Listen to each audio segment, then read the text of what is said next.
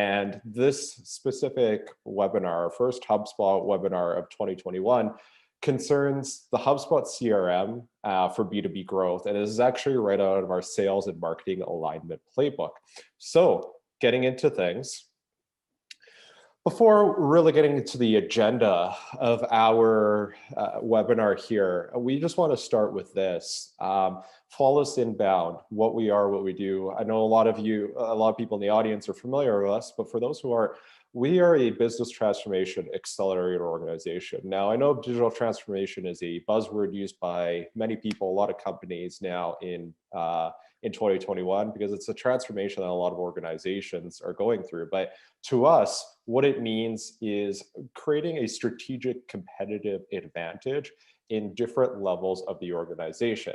It is not a fixed destination, but rather a journey. And we find that Flawless Inbound being the partner along this journey, it is as critical that there is alignment between the partner and the organization going through the digital transformation, as well as the technology that they are going ahead with, that they are going on that journey with. So we have been fortunate over the past 7 years now to help 120 plus organizations go through their unique digital transformation. And the purpose of this slide here is actually to show kind of our playbooks. You're going to see a few images, but don't look too far into the details. There'd be far too much to explain everything, but these are some of our playbooks just to give everyone a high level understanding. So we start with revenue driven marketing a lot of the times, ensuring that there is a active and healthy amount of qualified leads coming in to organizations for them to close. Then we talk about sales and marketing alignment. It's one thing to create leads and have that potential business. But it's another thing too to make sure that sales and marketing departments are working well together. So this is actually, this webinar today is going to be mostly focused on this playbook, our sales and marketing alignment playbook. Then we go into a customer delight model, creating, you have a lead base, which is great. Your sales and marketing department are working well together, but now you need a customer-centric model to nurture and grow and cross-sell and upsell to those existing accounts that you work so hard on acquiring. From there, then, we want to build a front-end commerce digital organization. Now we are pivoting away from sales, marketing, and services, and we're focusing on other departments now, whether that's something on the ERP side, financials, maybe that's warehouse management, automating things like order to cash processes. We do that too with our partnerships with technology vendors.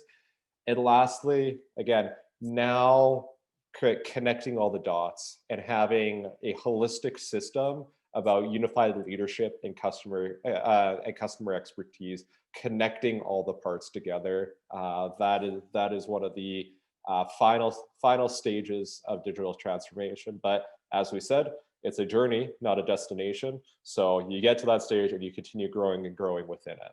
So those are our playbooks. But as I said, we're going to be focusing on the sales and marketing alignment playbook today.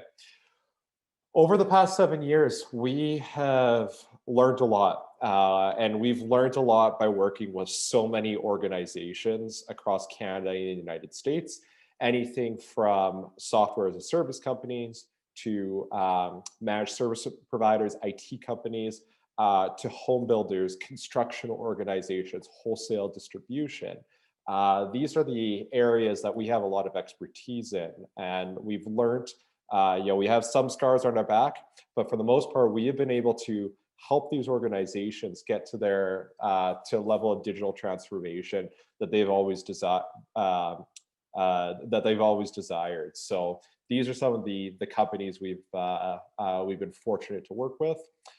Now, who are we? I've mentioned the platforms before, but we primarily focus on two enterprise technologies, one being HubSpot and the other being Oracle NetSuite. And as Sahar says, we have completed over 126 successful implementations of the two platforms. Now getting into the agenda of today's workshop and why you're all here. We're right in the midst of our introduction now, so I don't need to talk any more about that. Where we're gonna start though, when we get really into the meat and potatoes of this, is addressing something known as sales friction. We'll get to that a little bit later.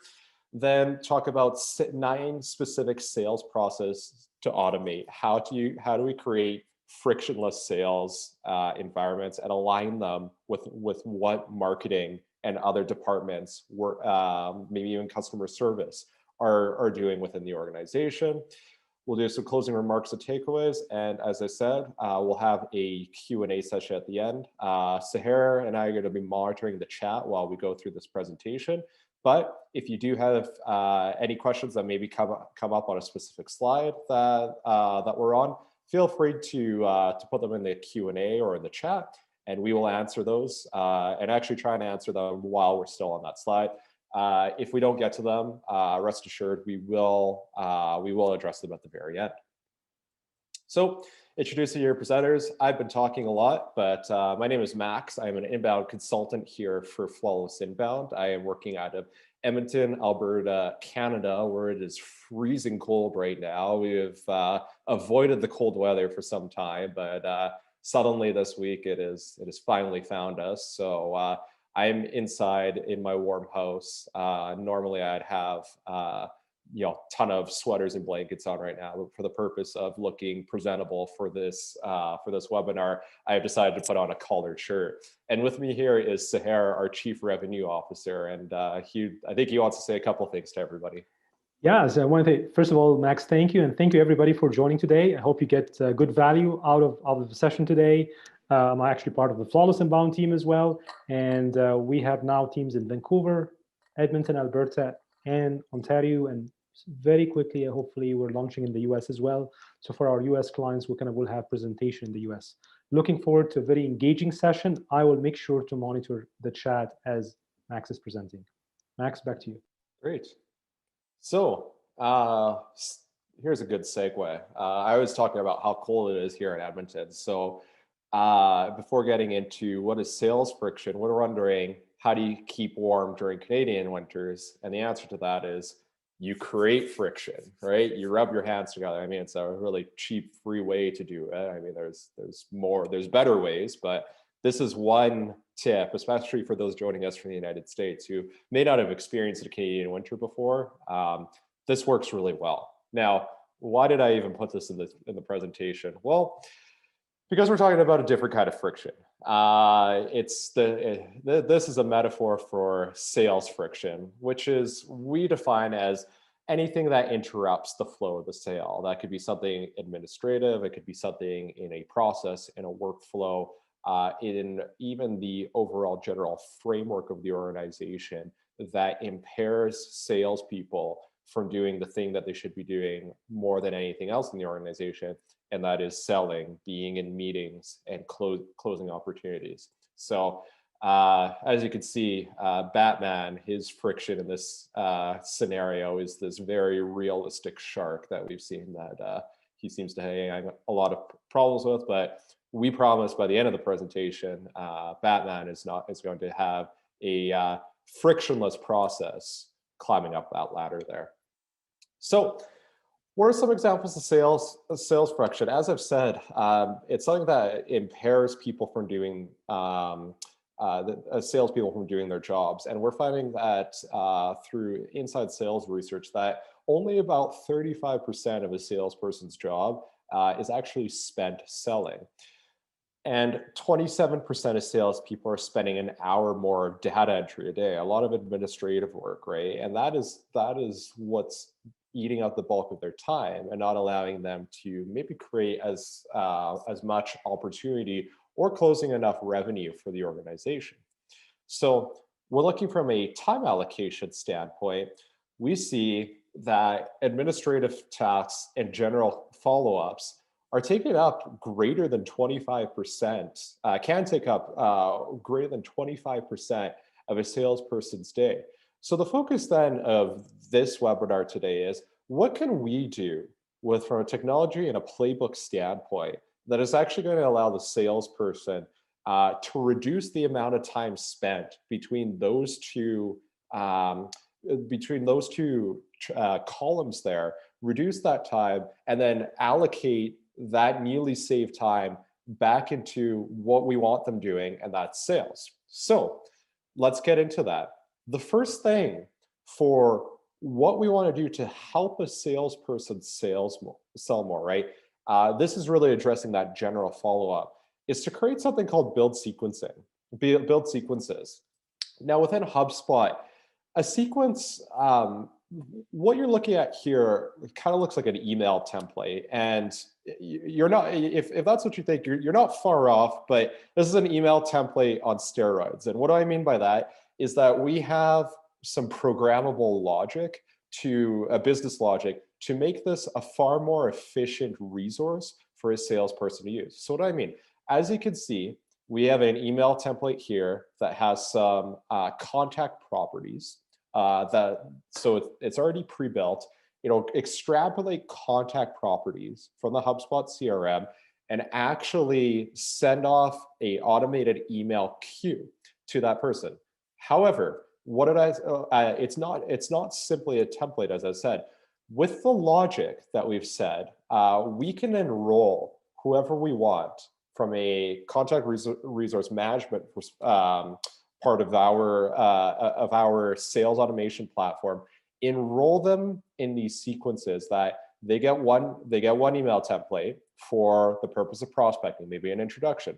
Then we can program logic around that, saying, hey, if there's no response, we can send within three days another email that, again, is a nurturing email, right? Rarely do things work the first time in B2B selling, right? It often takes 7 to 12 outreaches before getting that first meeting, right? That is a lot of administrative time for that salesperson to be continuing working, 8 to 12, let's say 10 to 12 touch points with that person. So what do? We create that sequence. So all of this is pre-built. You design it for that persona, right? You don't use this for every single person in your CRM. It would never work. But you segment your data, maybe by job role, maybe by industry, whatever the salesperson might be targeting, and you send off that introductory email. Again, all the content is pre-built for you. You have these contact properties, as you see, contact company name, contact first name. As long as the data is segmented properly in your CRM, it's going to extrapolate that data, make a perfectly legible email for you. And then from there, you're not banking on that initial outreach email to work the first time. No, you have programmed some sequences beyond that to nurture that lead further. So an additional email of, hey, here's a case study. Here's some facts and some statistics that we found in your industry that might be interested to you. Whatever resonates with whoever you're targeting with that sequence. That's the whole purpose behind it. So a sequence then in HubSpot is kind of a sophisticated email/task workflow that makes things more accurate and reportable for a sales process and allows that salesperson to just within a couple of clicks of the button to enroll those people and then go back to what they do best, and that's selling, right? Let the automation work in the back end and nurture that lead for you. Now, this kind of is at the start of a sales process. So we're talking leads right now. You're going to be seeing this slide come up continually throughout this webinar. But right now, we're talking early stages. The salesperson has entered in someone's information that they've met. Maybe they're using a tool like ZoomInfo. Maybe before the year 2020, or they've been they got some business cards at a networking event. Maybe they did their research online. They are finding leads that align with what their organization, whatever that solution or product that they're trying to sell, and they're putting that information in this somewhat least stage. Now, we want to get them all the way from there to being a customer, but we know, especially because most of the organizations on here are B2B, it is not that quick of a sales process, right? It doesn't go from, interest, transaction, customer, right? There are more stages between that. So we want to bring that lead, that person that we've targeted, that we want to build that interest with, that advocacy with, and get them into that sales process. We want to get them into the responsibility of the marketing team. So that's where we're going to be going next. And how do we do that? Well, we have to start updating properties. One of the most critical steps of proper CRM usage is segmenting your data. So how do we do that? Well, firstly, from a sales perspective, it's important that we know where this person is, or where this organization is, so we can assign them to the right territory, right? So territory is very important. Life cycle stage depending, as I said, as you saw on that previous slide, depending on what the level of interest is, or whether you're reaching out to someone who's a decision maker or a champion within the organization, you need to determine, you need to have a level of qualitative analysis there, that the salesperson uses their own logic to determine this person is, early stages. This is a lead. This is not even a marketing qualified lead yet. It's someone I'm interested in pursuing, but we're not sure yet. We're not sure. So setting in that life cycle stage, or maybe they're ready to buy, right? Move them across the deal pipeline to someone who's ready to get into consultations, right? And then, of course, the contact or company owner, a very important one. We want to know who actually brought this lead in, who is responsible for nurturing that sale, that opportunity or that lead all the way into a consultative sale. So this is now what we're talking about is the lead status, right? So territory assignment, which you already saw, that contact property, that's important. We set, maybe it's a state, maybe if you're in the United States, maybe it's a region, maybe it's a province here in Canada. We want to set what territory. We want to establish that within our CRM and attribute that to the right contact owner. So it starts with designing the territory, going a step further, right? Maybe that's one territory, looking after the states in the United States that belongs to that salesperson. But maybe two, you're an international organization, right? We want to go further. Our sales reps sell internationally. They may not be in France, Germany, or Switzerland, right? But they have the capacity, through tools like Zoom, things like that, to sell to that area of the world, right? So we don't want to just limit them on that. We want to grow by country, right? We want to cast a wider net for that salesperson. And from there then to a very important one, again, depending on the size of your sales team, is filtering by postal code, right? Where they can actually go to, drive to. If it is, if you are the kind of organization that, once restrictions are lifted, that are going to go to in-person selling, well, it's important too that we have that contact property set up so that the data that, whether they're in that postal code, whether that they're in that state or region, whether they're in that country, we want to make sure that only that data appears to that salesperson, and then they're not overwhelmed and sifting through data that is through a lot of data that is irrelevant to them. So here's how an enrollment would look. So once those contact properties, let's say we're doing strictly postal codes for this sales example, once that is filled out, then that is assigned to sales territory zone A. The zone A sales rep now sees every single contact within the CRM or the sales pipeline that are in these zip codes there. So good properties to update with workflows, right? Workflows, we're talking sequences, right? Now we want to go into life cycle stage, right? What do I mean by that?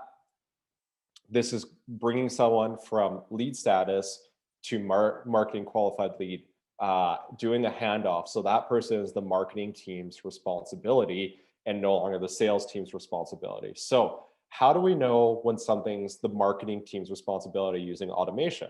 Well, a lot of the times it's by forms, right? The sales team has built that initial interest. They have logged that person's information in the CRM, and now they have handed it off to the marketing team. However, there are other ways too through form submission, right? A lead that's unqualified just yet has come in. They've requested consultation, right? The marketing team evaluates that. Maybe they've requested a quote. Maybe they're looking at pages on your website that contain pricing. Again, a strong business transformation software or technology, I should say, like HubSpot, has the ability to track a person's engagement with your online resources, right? And lastly, this is something that's called lead scoring here, right? Once a contact's property, if they've done enough, let's say they've attended a webinar, let's say they have read blogs, they have viewed pricing pages, things like that.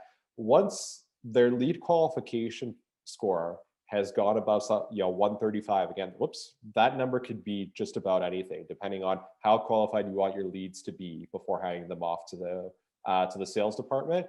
That can be set up within HubSpot, and then automatically that becomes a marketing qualified lead or a sales qualified lead, depending on how they scored according to their engagement.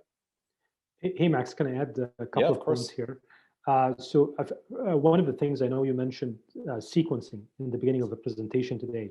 And I was looking at our audience today, and I noticed there are sales leaders and there's also marketing leaders as part of the attendance. So I'm sure some of the question coming in is, what's the difference between sequence and kind of email campaigns? And I would like to address that. I think sequencing is more of really, it's a very strategic and specific tool only for the sales team. So I want all the audience today to think in a way of sequencing is really a tool for one to few versus an email campaign. That's really more of a marketing tool, and that's the one to many. So think about your email campaigns as like your monthly newsletter, product education, very generic, it's one to many. But the tool that Max was speaking about from the beginning of the call today is called sequencing. It's more of a, like you're going very tactical in a specific segmented list, and you know that this list is very qualified, that you can create a deal out of that list. So that's kind of the first thing. The second thing in this slide here, I also want to emphasize the message that we use a term called progressive profiling. We all love to have landing pages on our website and ask the prospect a lot of questions when they're filling forms. But what we've noticed lately is that it's okay to ask them only one or two questions. When they come back, you can ask them more questions. So each time they come back and answer one or two questions, as Max said, we can increase the lead scoring from a HubSpot score perspective, which then can put this lead on a fast track versus another lead that need more nurturing by the marketing team till they hand off to the sales team. Max, back to you. Awesome. Thanks, Sahar. So depending on their activity, we can now attribute that person to being a marketing qualified lead by changing their life cycle stage in their contact properties within the CRM. So now that you've set up a life cycle stage of marketing qualified leads, you have to create an active list that is now becomes the responsibility. It goes away from the sales team and it goes to the marketing team. So now, again, what Sahar said, it's critical to have data segmented. So the marketing team knows who they can and who they can't market to, depending on what life cycle stage they're in. If the life cycle stage has been set as a marketing qualified lead, that's fair game for them. Their goal then is to nurture and bring that person to a sales qualification status. And lastly, contact or company owner standard property, another good property to update here. So now that we're in marketing qualified lead status, we want to talk about if-then logic here. So now that we have data segmented, we have a life cycle set up, and we have a territory that this person in our CRM has been assigned to, now we can rotate to the right person. I hope we have a couple of Office fans in the audience, because you'll recognize some of these names. But now this lead becomes the responsibility of the person who's in zone A. So let's say it's Jim Halpert here, right? Or again, maybe things have changed, right? Maybe it's a different postal code, it's a different country. That can be the responsibility of Pam, Dwight, so on and so forth, right? Making sure that we kind of have that logic set up of who's responsible for what, and not making it a free for all where everyone is in one territory, all being contacted by these four people. This is critical to have that data and that flow segmented. Max can add also Sure. another sometimes the reason why we program it this way for our clients. So let's say you have a group of sales rep focused on one region, one state, or one province. And let's say some of them are on vacation, which happens a lot. So we can say, hey, maybe if Jim is on vacation, he didn't answer to that lead, then I will wait for 48 hours, move it to Pam, and so on and so forth. That's another way of thinking about it this way. Another way also, sometimes we do it this way, especially for wholesale manufacturing, where sometimes you as a manufacturer, you don't sell directly to end users, but you sell to a distributor for that end user. So maybe in this region, you have 2 or 3 distributors who are licensed to sell your products. So you can say, you know what, first come, first serve.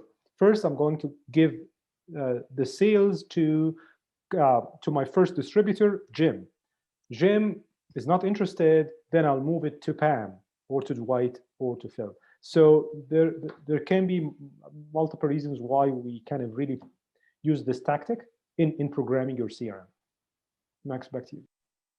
Okay.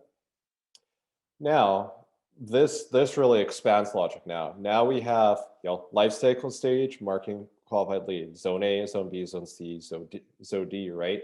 Now we know, as Sahara was saying, if let's say Jim is first on the priority list, he has the most, he has the most time available in his hands.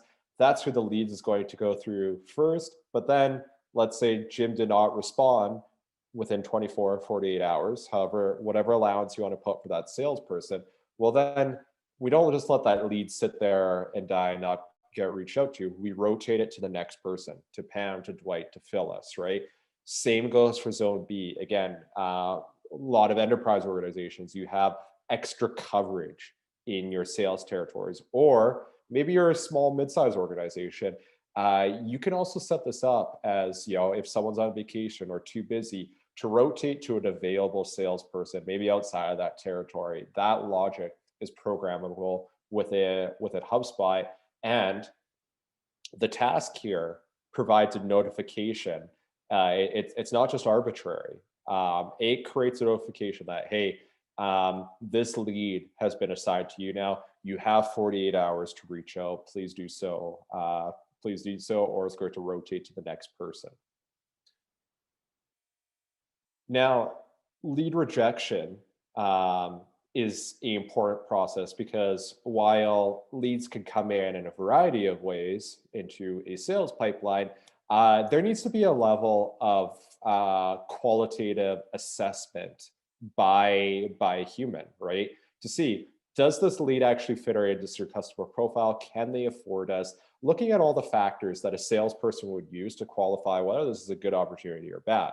But let's say they reject it. So what happens then? Does that become a sales qualified lead? Well, you have to create a process for that. You can't just you can't just say, oh, this is unqualified and never return to it. There still needs to actually be some programmable logic on what happens to this marketing qualified lead after a salesperson has done their initial outreach. So we want to create a lead rejection drop-down property. And here are some of the reasons why a lead may be a bad lead. Maybe the timing's wrong. Maybe they don't have it in the budget right now. Maybe it was the territory was a qualified property, right? These can all be drop-down menus within a CRM, so a salesperson could quickly choose one of these reasons. And now we have logic programmed of what happens next. If it's bad timing, well, then automatically a notification can be created that salesperson, let's say they put 6 months bad timing, in 5 months, or maybe even 6 months, that salesperson gets the notification of, hey, you rejected this lead because the timing wasn't right. It's now 6 months later.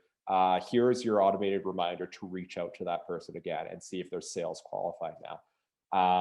Things like outside of the region, well, then we can have an additional contact property of what region is this person in. So now that lead goes to the proper salesperson now, and it just doesn't stay in limbo, right? All of that can be programmed about all the different reasons for rejection here. Max, can I say one thing? Sorry for Sure. that. We actually use the technique like this, especially for technology companies and also for home builders. One sample was a Rohit community. It's a builder in Edmonton, and the reason why they do that, because let's say they sell a single family house, and usually they know exactly that maybe if they didn't qualify now from a mortgage perspective, they will qualify a year, 2 years. Or maybe they have a database where they know if you're upsizing or downsizing your home, so we can program this time to be a 5 years, a 4 years, and so on. So it stays in the database, and they can always sequence and rotate the leads, even though if their sales rep are, they have maybe a high turnover of sales rep for any reason, they never lose the logic or the data that was on that lead. So that was actually a good example that we programmed for a builder in Edmonton here this way. Max, back to you. Awesome. So now that the lead rejection drop-down menu, the reason for rejection has been selected. Now, again, we kind of jumped ahead here, but now we want to automate workflows around that reason for rejection. So that can be enrollment, right? Now that lead has been rejected. It gets passed from sales qualification status back to the responsibility of the marketing team. They now get enrolled in email campaigns, right? And this is not the purpose of email blasting someone to the point that they unsubscribe. Hopefully the salesperson has done the job of filling out all the contact properties they can, so the marketing team can be very tactical and realize, hey, this person is from the manufacturing industry, let's say in the Western United States territory. We're going to enroll them in this email campaign so that they don't forget about Flawless Inbound, and that they can still educate, and that the content that we're sending them, we've enrolled them in the right thing so that it is actually receptive with them, and we're not just wasting their time. They're learning, educating, and becoming more qualified as a result, right? And now, assuming on what the interaction is, we can qualify this person better up until the point of the sixth touch point, let's say, assuming everything was successful up to that point. Now the salesperson gets another task of reaching out of, hey, the marketing team has done their job. This person has been interacting with our content. I think it's time for another outreach again, keeping that cycle going of new leads coming back for the salesperson. Because it's important not just to lose a prospect's data just because they didn't do sales with us the first time, right? There's always an opportunity that could come up in 6 months' time, 1 year time, whatever the right timeline is. Now, we want to get into something called creating tasks. We had alluded to this. This is kind of a notification system for salespeople on nurturing and leads and doing their initial outreach. So that is when we've gone to sales, kind of in the middle between sales qualification status and opportunity status, right? So a task, let's say maybe you're not using HubSpot, but you're using something like Asana, Salesforce, other platforms that plug in with HubSpot, depending on what you do sales from. That's totally fine. We could create now, depending on how that lead has been nurtured so far, we could create an automated task, as I said, for outreach, maybe for an email, maybe for asking this person to register an event, whatever it might be. Whatever the salesperson needs to use their logic here, because now we're going away from automation into using some actual their own judgment and their own logic to determine what is the best next step to take with this lead that has come back and is in front of me right now and I need to do work with, right? We can create notifications, SMS notifications, right? Texting the sales rep's phone of saying, hey, here's this person's contact information. Here are the notes that you've made. Time to reach out. Here's how they've been interacting with us for the past few weeks, past few months, right? All of that can be put within an SMS notification. Email notifications is the one that we use at Flawless Inbound. We have Office 365, so Microsoft Outlook, automatically we get an email about someone's lead qualification status and whether that it's the appropriate time now to reach out to that person again because the marketing team has done their job and has nurtured that lead for us. Integrations too, like if you have a collaboration platform like Slack, that's another way too where the salesperson can get a notification about outreach. So as far as a flow goes, right, identifying the behavior, right, then, does it warrant a task or do we continue nurturing? And then create the task notification according to what the reps use, whether that's email, whether that's texting, whether that's a collaboration app like Slack. So that is the three-step system that we put there. Now for deal stage automation, now that this is a qualified sales opportunity, we want them now to appear in the pipeline, something that the salesperson looks at every single day, right? And putting in the right deal stage, right? Now, a pipeline is not just a place where a deal stays and the rep manually moves it. No, we can actually create automation around there of how does this person move from, let's say, an appraisal schedule to a technical inspection, right? Well, they have to satisfy these criteria that we put in place. These can be solved by automation. These five properties can't. This is the sales reps. This is the sales reps' responsibility. This is the automation behind HubSpot. Together now, once all those 10 criteria are satisfied, it can now move on to the next stage. That is what deal stage automation looks like. Now, stale deal alerts. Let's say a deal is won or not won, right? It's been sitting in the same deal stage because the salesperson can't satisfy that 5 criteria. What do we do in that case before bringing that from an opportunity to a customer? Well, there's a few things. First thing, depending on how long your sales cycles are, if let's say two weeks a month on average, if a deal has sat in one stage for too long, we can do a couple things. We can, instead of just someone manually checking deals every day, we could create a notification system of notifying managers when a sales rep hasn't been able to bring a deal from one stage to the next. The manager just gets that notification the same way that we saw in the previous slide. Could be Slack, could be email, could be text message, to talk to that salesperson and find out what's impairing the sale from moving from one stage to the next. Do you need help? Do you need coaching? Is the sale qualified, or do we need to move it back to the responsibility of the marketing team? That's what the notification system is all about within HubSpot if a deal has been dormant and hasn't moved for a while from one stage to the next. Now, there's also win-back opportunities, right? So if a deal opportunity is rejected, again, just like marketing, a deal going back to a marketing qualification status. If a deal is lost at this point, we don't want to let go either, because there still could be future opportunities. We want to make sure that there is automation and workflows in place for what comes next. A deal has been lost near the end of the pipeline. We want to ensure that there's the right logic in place to potentially create cross-sell, upsell opportunities or brand new opportunities for that person. So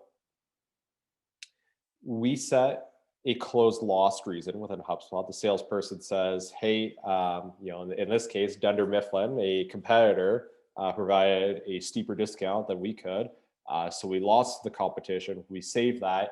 And that is an enrollment trigger for the marketing team to treat that that prospect in a late deal stage cycle kind of differently than they would with someone that they're nurturing, a lead that they're nurturing, right? So we bring them back and start giving them different things to think about, different content that's receptive with them, and start nurturing a different type of opportunity with them. Again, even though they didn't do business with us once, doesn't mean that they won't do business with us again. And we want to nurture that lead differently. Can I add something, Max, Yeah, of to that course. slide? We have worked with clients before where when they start selling their services and their products in a very defined specific market, this kind of clients, they know exactly their competition and they know the market share. And what we have seen with some of clients who are kind of mature to that level, that they have a competitive takeout marketing and sales campaign. So the reason, for example, why you guys see here that there is something called the close lost reason category. So maybe let's say we are competing with 5 vendors, let's say in the state of California, let's say. And we know exactly if a customer decided to go with vendor A versus us in California, we have a campaign that we can run on them. Let's say that will take another 6 months to a year to kind of do a competitive win back campaign and then maybe apply a land and expand sales process to win back that client. So this tactic, we have programmed it before, and it works very well, especially for mature companies who know exactly their competition. They know who are after them or who are they after to gain market share from, and they have preset kind of win back campaigns to do that. Max, back to you. Yeah, and that's a great point, Sahar. You know, but before my days at Flawless Inbound, I worked for an organization that had 4 competitors that were very well known, and they had playbooks about sales playbooks and marketing playbooks on how to win back from these organizations. And then with a technology like HubSpot now, automating that process, right? So that person is in our CRM. We can now enroll them in campaigns that talk about why switching from company X to company Y or to our company. All of that logic is programmable within deals that are lost at a late stage. And now, hopefully, you have brought them to that, to that final stage of being a customer. So as you can see, there's a lot of both manual work and automated work that happens, especially in B2B sales cycles, of bringing something all the way from lead status to customer status. So that is kind of the bulk of the presentation here. Our big takeaways are actually 2. So firstly, getting back to the very beginning, have you mapped any points of friction in your sales process? Maybe this webinar today has made you aware of something.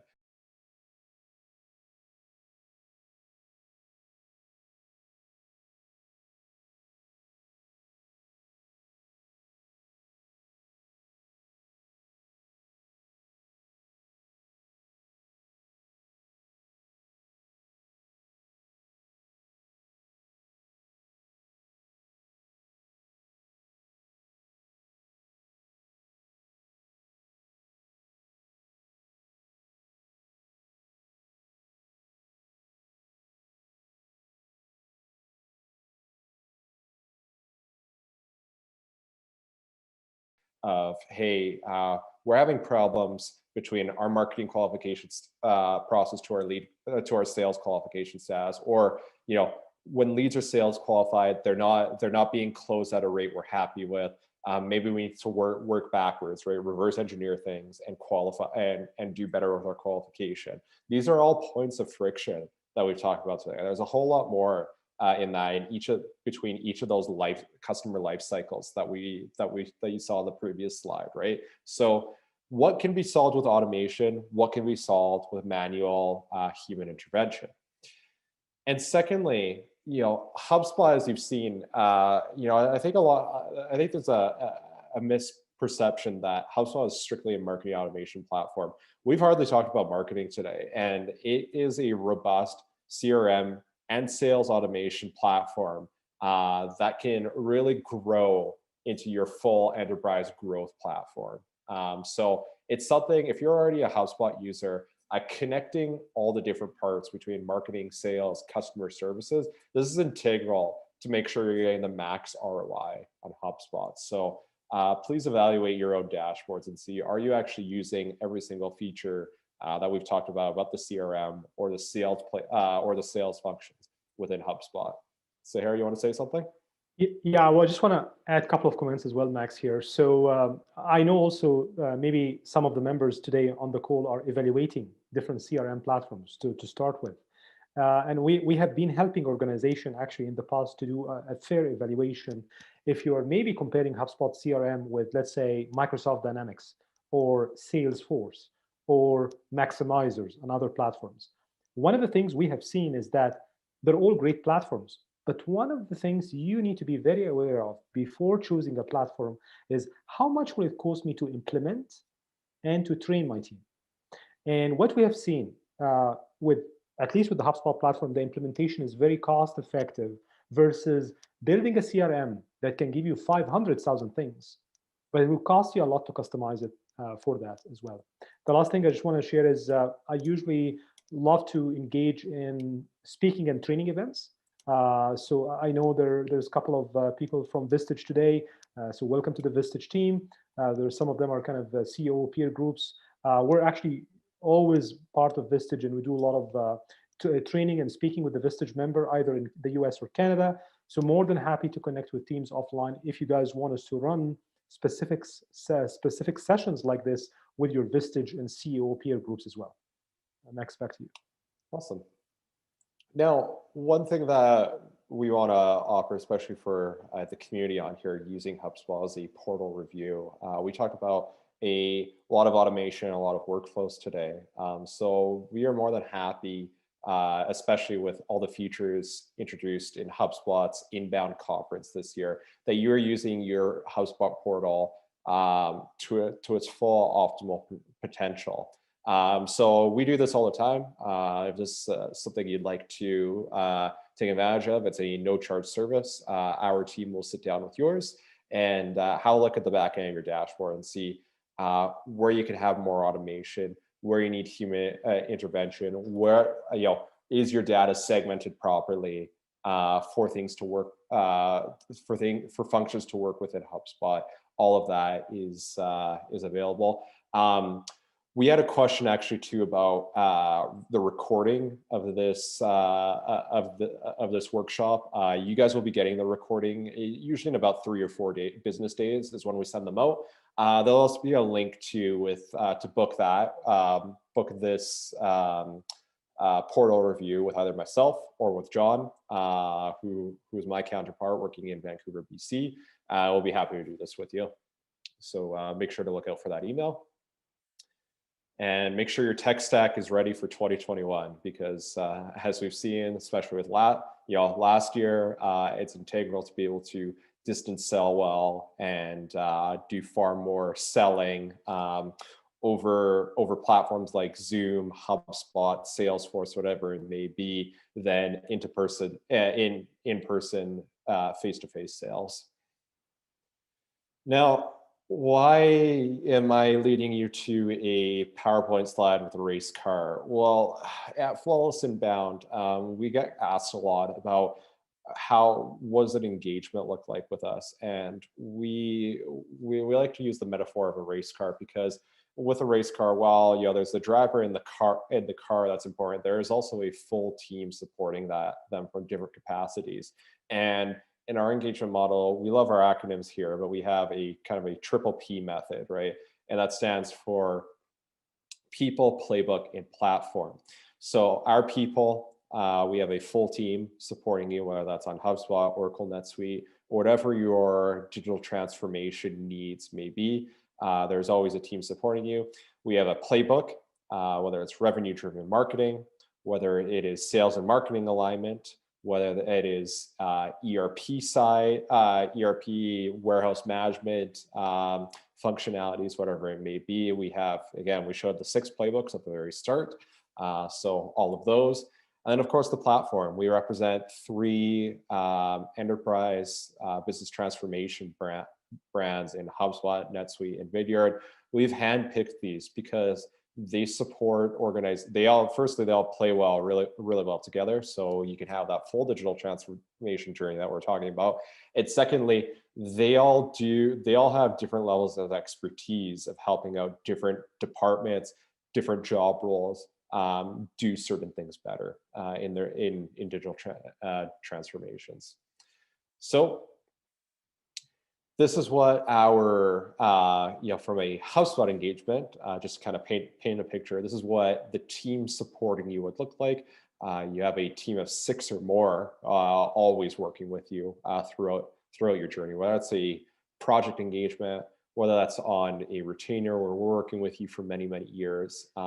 That team is always there accountable, working for you full time with their different levels of expertise, as you can see in the different job roles there. Just a little bit about our own journey, where Flawless and Bound is. So we work with Oracle NetSuite, and we're a HubSpot Platinum partner. We have worked with BC Tech and the Mars Discovery District. We have published a book about digital marketing. If someone wants a copy of that, please reach out to myself or Seher, and we'll be happy to send you a copy. And in terms of HubSpot accolades, we're one of the only partners of 14 worldwide to hold the HubSpot Advanced Implementation certification. It's something that we are extremely proud of as a team. Lastly, if you're not following us on LinkedIn, this is the best platform to keep up with Flawless Inbound, whether that's attending our webinars, whether that's Oracle NetSuite or HubSpot, reading up about our blogs, seeing other events that we're working on, things that we're doing in the community, those sorts of things. I highly recommend, if you aren't, please go to our LinkedIn page and give us a look and a follow. This is the best way to register for events like these, or find out what we're doing. And Max, I just want to add a couple of things. First of all, thanks to everybody joining the call today. We're having actually 12 participants who are asking questions. I hope, Max, you're monitoring some of the chats as well. Just always, if you like this session, please mark down the last Thursday of each month. Usually at 10 a.m. Mountain Time, you will see from us a presentation on digital transformation, and this is more on kind of the bigger picture, how you implement an ERP solution or migrate from a traditional financial or accounting platform to a holistic ERP solution. In the afternoon at 1 p.m. Mountain Time, this is will be workshops focused on sales and marketing alignment, organizational growth, and case studies using the HubSpot technology layer and technology platform as well. And we're always here for questions. We have a lot of case studies on our website. You guys can see how we're working with our clients, or even you can download some of those case studies or playbooks and maybe implement it yourself as well. And we always wish you all the best.